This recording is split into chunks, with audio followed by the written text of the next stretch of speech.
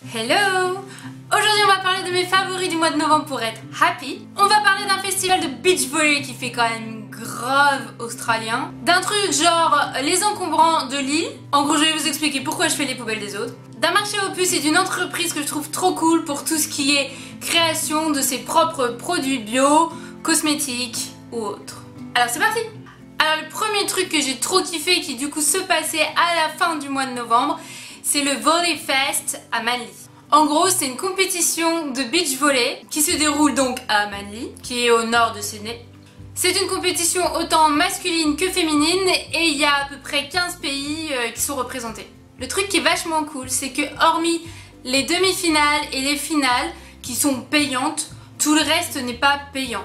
Donc tu peux y aller comme tu veux, tu peux y aller autant que tu veux s'il y a moyen que tu rentres et de pouvoir participer à une compétition mondiale gratuitement. Et c'est quand même pas donné pour tous les sports quoi.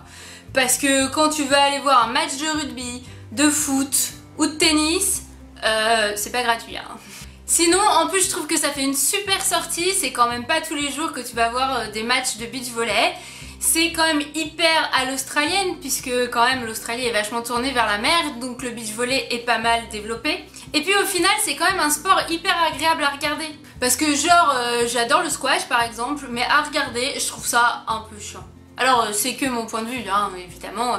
Peut-être que toi là tu trouves ça génial à regarder, mais c'est hyper rapide, le point il fait hyper rapidement et du coup en fait il n'y a pas d'échange. Tandis que le beach volley et en particulier le beach volley féminin, il y a quand même beaucoup plus d'échanges, de techniques et donc on voit vraiment le point progresser.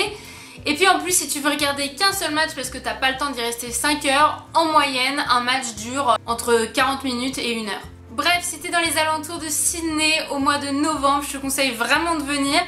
Parce que tu vas vraiment sentir quelle est l'atmosphère déjà à Manly, profiter des premiers jours de vraiment beau et chaud et pouvoir apprécier un sport à un prix relativement raisonnable si tu vas voir les finales ou tout simplement gratuitement. L'autre truc que je trouve génial c'est que vraiment ils mettent l'ambiance, c'est que comparé à certains sports que tu vas voir où du coup t'as les commentateurs et puis le sport, vraiment ils essayent de faire un show comme tu pourrais aller voir un match de hockey sur glace avec la musique à fond, de la techno etc entre chaque jeu. Alors peut-être que pour les matchs de hockey sur glace c'est encore plus festif, mais franchement ils mettent l'ambiance et ça je trouve ça cool aussi.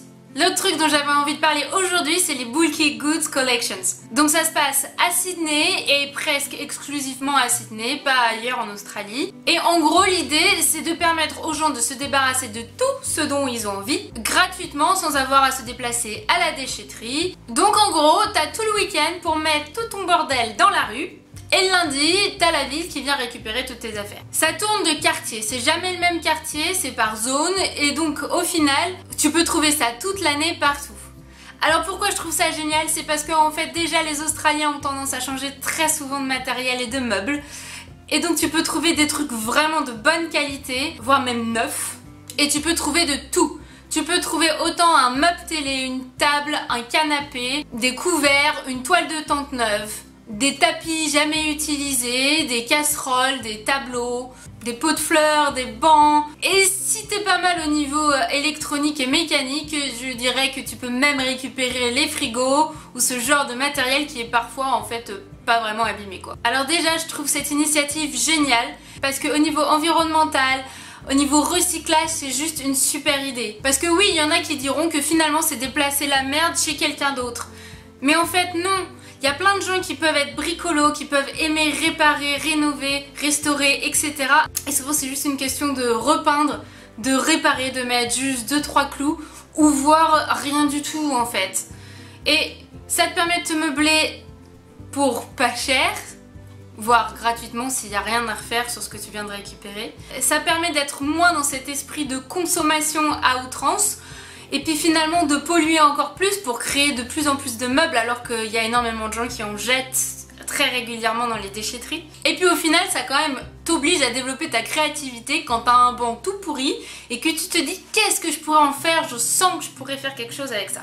Du coup pour être très honnête, je me suis quand même pas mal meublée avec ce genre de truc. On a récupéré un meuble télé, des chaises de jardin, des chaises de camping, des matelas de camping gonflables qui étaient neufs, un banc, des tabourets, etc. Alors oui, je vais pas vous mentir, je pense que la moitié des trucs, il a fallu les nettoyer, les traiter contre les bêtes potentiellement, les repeindre. Mais c'est aussi le plaisir d'avoir fait les choses toi-même. Le tabouret que tu auras récupéré, peut-être que personne d'autre l'aura parce que ta couleur elle sera unique. Ou alors tu auras changé le tissu de tes chaises et encore une fois ça sera unique. Et puis tu auras le plaisir de te dire que c'est toi qui l'as fait. Alors rien que pour le côté écolo, j'adore cette idée. Parce que du coup personne n'hésite à mettre ses affaires dans la rue parce que ça enlève toute contrainte aux personnes. Et puis finalement pour dire à quel point c'est hyper intéressant, il y a des gens qui font le tour de Sydney toute l'année pour récupérer les super bonnes affaires, les retaper et puis les revendre sur Gumtree. Et je pense vraiment qu'ils se font de l'argent comme ça. Donc ça veut vraiment dire que tu peux trouver des trucs top et à zéro quoi. Ou le prix de ta restauration de ton truc que tu auras récupéré. En restant dans le même état d'esprit de récup, je voulais aussi vous parler du marché aux puces de Rozelle, qui se trouve aussi à Sydney et qui a lieu tous les samedis toute l'année. Alors en fonction de la période de l'année, ça s'arrêtera plus ou moins tôt. Donc comme je viens de le dire, c'est un marché aux puces et ça fait vraiment marché aux puces. Parce que c'est vrai que ici, quand tu trouves des marchés, c'est beaucoup moins poussé que certains marchés qu'on pourrait trouver en France par exemple, ou en Angleterre si on parle du marché aux puces, ou dans plein d'autres pays d'Europe. Et donc pour moi, c'est toujours agréable de vraiment de ressentir l'ambiance d'un marché. Alors évidemment, il y a quand même la touche australienne. Par exemple, dans tous les marchés où tu iras en Australie, ou du moins à Sydney, tu auras toujours une partie assez importante où on pourra manger avec de la nourriture du monde entier puisque c'est quand même essentiellement des immigrés que tu peux trouver en Australie. Donc tu auras de la nourriture turque, mexicaine, péruvienne, française, il y a pas mal de crêperies aussi. Et évidemment le café boulangerie à l'australienne où ils te proposeront 150 000 types de café et des pâtisseries sucrées ou salées bien lourdes mais qui sont quand même hyper bonnes. À côté de ça, du coup, c'est pas toujours les mêmes exposants, même s'il y en a qui sont là régulièrement, et c'est hyper varié. Donc on pourra trouver des choses de récup au niveau couture, mais aussi des vêtements, des chaussures, des bibelots, des meubles, mais vraiment de tout. Genre la dernière fois, ils vendaient des gros sacs de patates en jute pour en faire de la déco si tu voulais. Le gars il avait dû récupérer ses 20 sacs de jute et donc ça faisait partie des choses qu'il proposait. Alors oui c'est à vendre, en général c'est quand même un prix hyper intéressant évidemment puisque c'est un marché aux puces. Et ça a ce petit côté vintage, rétro, dans une cour d'école qui est quand même hyper mignonne. Alors on est d'accord, on parle d'un marché aux puces. Donc on parle pas d'un endroit où il y aura des créateurs, des choses artisanales, même si potentiellement on peut en trouver, mais vraiment l'idée c'est de trouver des choses qui sont anciennes, voire détournées, mais qui ont appartenu à quelqu'un. C'est pas du tout des créations où il y a d'autres marchés dans ce style-là que vous pourrez trouver à Sydney. Et puis quoi qu'il en soit, si vous trouvez pas votre bonheur au marché aux puces de Rozelle, à la fin de la journée, vous pourrez toujours vous promener dans les rues de Rozelle, qui est un quartier hyper mignon, avec vraiment une architecture typique des anciennes maisons de Sydney. Il y a des petits bars, des cafés, des restos aussi qui sont très sympas, et ça a vraiment une atmosphère de petits quartiers, de village en quelque sorte. Et la dernière chose dont j'avais envie de vous parler aujourd'hui par rapport à mes gros favoris du mois de novembre, c'est The New Direction. En gros, New Directions, c'est un grossiste chez qui tout le monde peut acheter. Donc toi-même tu pourras acheter, donc il est avec des prix hyper compétitifs et ils vendent tout ce qui est lié à l'aromathérapie, tout ce qui est huile essentielle, tous les produits et les ingrédients de base de création pour tout ce qui est cosmétique, bougies, etc. Et ils vont jusqu'au bout puisque on peut aussi trouver tout ce qui est flaconnage, papier d'emballage, sac, etc. L'idée vraiment c'est que vous puissiez passer que par eux et vous pouvez tout acheter chez eux et ils privilégient essentiellement tout ce qui est naturel, bio, même si on peut trouver quelques trucs qu'ils ne le sauront pas. Ils proposent aussi des journées ou des week-ends pour apprendre à faire ses propres cosmétiques, pour aider à lancer son propre magasin ou sa propre entreprise liée à la cosmétique bio ou à l'aromathérapie. Ils sont basés à Marrickville, toujours à Sydney donc, mais on peut aussi acheter sur internet. Le service est hyper rapide et j'avoue qu'en fonction des huiles essentielles ici, ça peut revenir très cher. Évidemment, l'huile essentielle d'eucalyptus ou de tea tree sera relativement abordable, voire peut-être plus qu'en Europe par exemple puisque ça vient d'ici. Mais certaines huiles essentielles comme celles de laurier, de géranium rose ou de palmarosa seront extrêmement chères.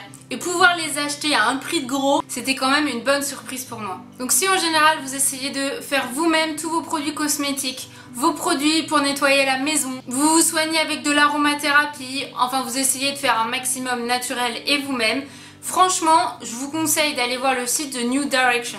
Ça vaut vraiment le coup, les prix sont hyper intéressants. Ou si même vous avez tout simplement envie d'apprendre à créer vos propres cosmétiques et y aller avec une copine, ça peut être une bonne idée d'y aller sur une journée, voir les différents ateliers qu'ils proposent. Voilà, sur ce, comme d'habitude, si vous avez des questions, surtout n'hésitez pas dans les commentaires. Si vous avez envie de partager les trucs que vous avez adorés, que ce soit en Australie ou en général, partagez-les aussi en commentaire, ça fait toujours du bien de partager des bonnes astuces, des choses qui nous ont fait plaisir, qui nous ont fait du bien, de partager la bonne humeur quoi. Si vous voulez en savoir plus, surtout pensez à aller dans la barre d'infos, à chaque fois je mets tous les liens, tous les sites, toutes les choses qui peuvent vous aider ou vous intéresser à en savoir plus. Je vous souhaite un bon mois de décembre et je vous dis à la prochaine vidéo. Bye bye.